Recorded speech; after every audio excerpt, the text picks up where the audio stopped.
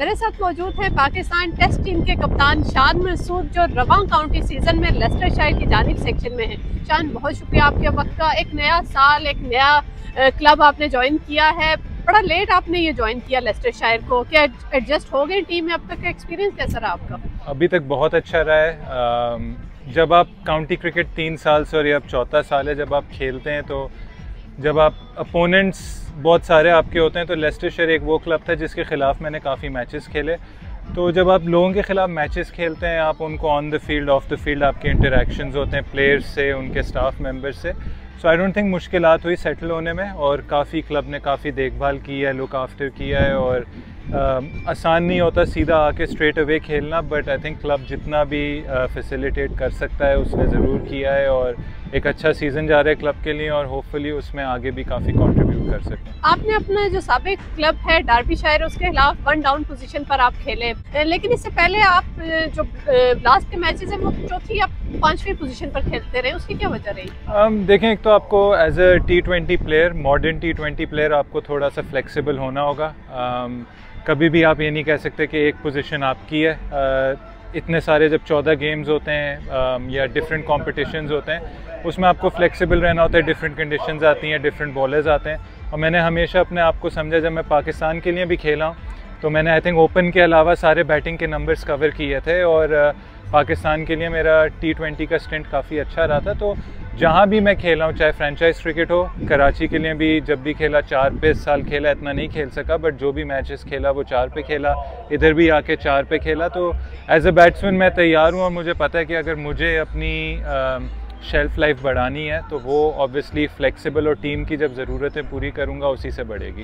जी, Derbyshire में आपकी ज़बरदस्त कारकर्दगी रही। यॉर्कशायर में आप डिवीज़न 2 से डिवीज़न 1 तक का आपने सफ़र तय किया, छोड़ने की वजह क्या बनी? देखें, मैं तो यॉर्कशायर रुकना चाहता था।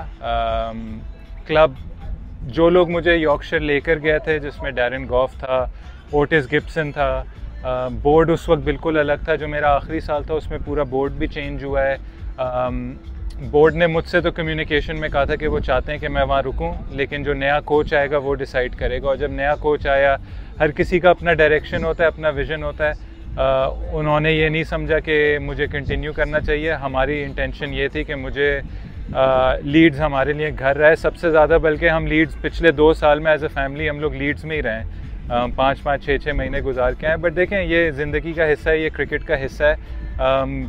हमें बहुत मज़ा आया अपने टाइम पे, क्लब को अच्छा सर्व किया, प्रमोशन हुई, साथ में T20 कंपटीशन में दोनों बार हम करीब थे क्वार्टर फाइनल्स में आने को, हम फिनिश नहीं कर सके। और देखें, पर्सनली भी एज अ बैट्समैन हेडिंगली में खेल के, इंग्लैंड के प्लेयर्स के साथ खेल के बहुत मुझे अपने उसमें काफ़ी इत्मीनान आया। और फिर कुछ प्लेयर्स ऐसे हैं जो यॉर्कशायर से, आई थिंक जॉर्ज हिल थे जो इंग्लैंड लायंस के लिए खेले, तो ये भी खुशी होती है कि वो प्लेयर था जो आपके टेन्योर में खेला और वो जाके वहाँ खेल रहा है। तो देखें, हमेशा से अच्छी मेमोरीज़ रहेंगी, लेकिन आप क्रिकेटर हैं, जब आपको एक जगह से अपॉर्चुनिटी नहीं मिलती, आप कोशिश करते हैं आप दूसरी जगह से खेलें। आप पिछले कुछ बरसों से इंग्लैंड में काउंटी क्रिकेट खेल रहे हैं, पाकिस्तान में भी फर्स्ट क्लास क्रिकेट खेलते हैं, दोनों में डिफरेंस क्या देखते हैं? आई थिंक कुछ चीज़ें हैं काउंटी क्रिकेट की जो इस्टेब्लिश हुई। एक तो इनका जो सिस्टम है वो चलता हुआ आ रहा है काफ़ी अरसे से। हमारा जो स्ट्रक्चर है वो चेंज होता रहता है, और अभी तक हमने वो आई थिंक फाइंड आउट नहीं किया है कि क्या वो स्ट्रक्चर है जो हमें लंबे उस पर सर्व करेगा।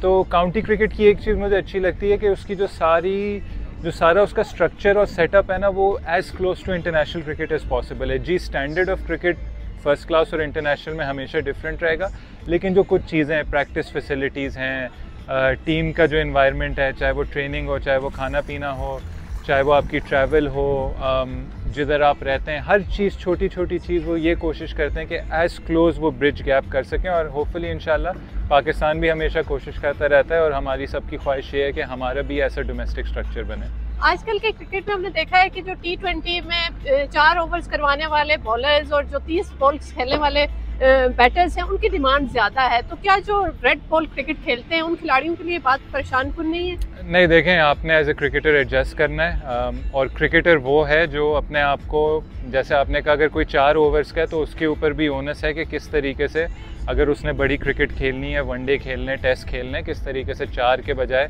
15-20 ओवर वो करें। और देखें, क्रिकेट की खूबसूरती ये है कि वो अब अलाउ करती है हर किसी को अपना अपना जो वो है यूनिक नीश जो पॉइंट होता है वो डिसाइड करने के लिए वो होते हैं कि अगर मैंने सिर्फ फ्रेंचाइज क्रिकेट खेलनी है और मैं खुश हूँ तो मैं T20 पे फोकस रखूँगा, मैं अपनी फ़िटनेस और हर चीज़ उस पर फोकस। अगर मैंने तीनों फॉर्मेट्स खेलने हैं मेरी डिमांड अलग होगी।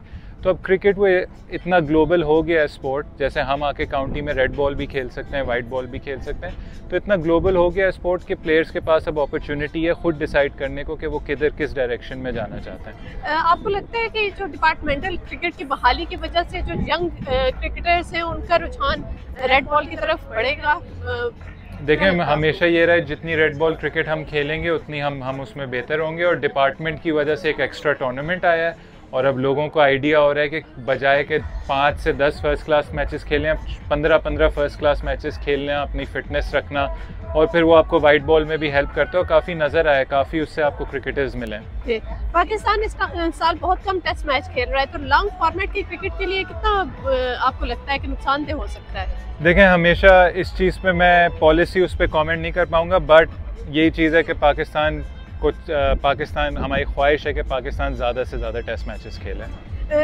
हमने देखा है कि गुज़श्ता बरस हारिस राउफ अपनी फैमिली के साथ थे तो नाखुशगवार वाक़या पेश आया, आपको आपकी फैमिली को भी टारगेट किया जाता रहा है, बुरा बर्ताव किया जाता है। आपको नहीं लगता कि क्रिकेटर्स के क्रिकेट को फोकस करना चाहिए, और कैसे इसकी रोकथाम की जा सकती है, कैसे ट्रोलर्स को रोका जा सकता है कि क्रिकेट के आपकी कारकर्दगी पर बात करें, ना कि फैमिलीज को ट्रोल करना? देखें, मेरी सबसे यही रिक्वेस्ट होती है कि हम सब का कोई ना कोई हमारा प्रोफेशन है, कोई ना कोई जॉब है, और हम एज ए पाकिस्तानी मैं बात कर रहा हूँ, सिर्फ पाकिस्तानी लोगों की बात कर रहा हूँ।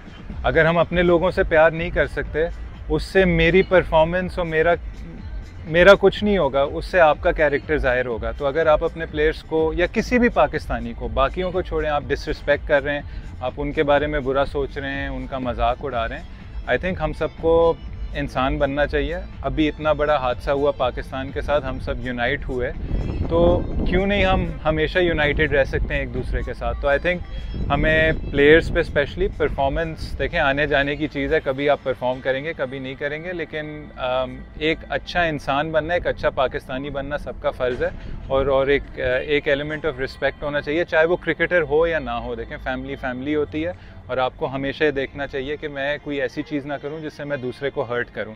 तो अगर कोई ये समझता है कि परफॉर्मेंस पे किसी को वो हर्ट करके वो ठीक कर रहा है, अपने आप को बड़ा दिखा रहा है, तो मेरी नज़र में आप बहुत छोटे इंसान हैं।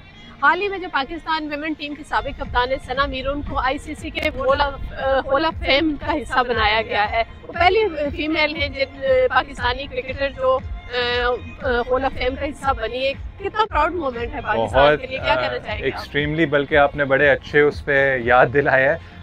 बंदा मसरूफ़ होता है तो उस तरीके से वो कंग्रेचुलेट नहीं कर सकता, बट उनको हमेशा मैंने स्किपर माना है। आई थिंक बहुत प्राइम एग्जांपल है पाकिस्तान के लिए, पाकिस्तान की वुमेंस क्रिकेट के लिए, पाकिस्तान की क्रिकेट के लिए, और बहुत खुशी है एज ए पाकिस्तानी कि आई थिंक वो फर्स्ट बनी है, जैसे आपने कहा, हॉल ऑफ फेम में आना, और इंशाल्लाह उनके फुट स्टेप्स जो हैं वो और हमारी पाकिस्तानी क्या कहते हैं वुमेंस क्रिकेटर्स फॉलो करेंगी। शान, बहुत शुक्रिया आपके वक्त, good luck. Thank you so much.